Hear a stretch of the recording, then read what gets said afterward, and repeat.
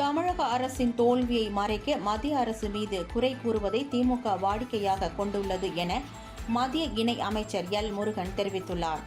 ஈரோடு மற்றும் மதுரையில் பல்வேறு நிகழ்ச்சியில் கலந்து கொள்வதற்காக கோவை விமான நிலையம் வந்த எல் முருகன் செய்தியாளர்களை சந்தித்து பேசினார்.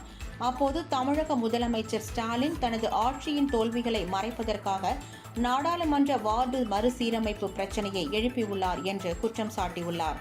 தமிழகத்தில் மின்சார கட்டண உயர்வு, டாஸ்மாக் ஊழல் என திமுக அரசு ஊழல்களில் திளைத்துக் கொண்டு இருக்கிறது என்றும், தம்பிகள்தான் இந்த ஆட்சியை நடத்தி கொண்டிருக்கிறார்கள் என்னும் நிலை உள்ளதாகவும் தெரிவித்தார். ஏற்கனவே பீகார், தெலுங்கானாவில் ஜாதிவாரி கணக்கெடுப்பு நடத்தப்பட்டுள்ளதாக கூறினார். யாரும் பாதிக்காத வகையில் தொகுதி மறுசீரமைப்பு இருக்கும் என மத்திய அரசு தெளிவாக கூறியுள்ளது என்றும், முருக பக்தர்கள் மாநாட்டை தமிழகத்தில் நடத்துவதுதான் சரியாக இருக்கும் எனவும் அவர் அப்போது சுட்டிக்காட்டினார். முழுமையான தோல்வியை மறைப்பதற்காக மத்திய அரசாங்கத்தை குறை சொல்வதையே ஒரு வாடிக்கையாக வைத்திருக்கிறார்கள்.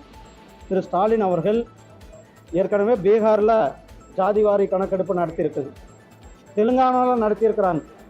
ஆனால் இவர் நடத்துறதுக்கெல்லாம் இவருக்கு எந்தவித மனசும் இல்லை. ஆனால் அதை மீறி மத்திய அரசாங்கம், மாண்புமிகு பிரதமர் திரு நரேந்திர மோடிஜி அவர்கள் ஜாதிவாரி கணக்கெடுப்பு நடத்தப்படும் என்ற அறிவிப்பை வெளியிட்டு இந்தியா முழுவதும் ஜாதிவாரி கணக்கெடுப்பை நடத்த இருக்கிறார்கள்.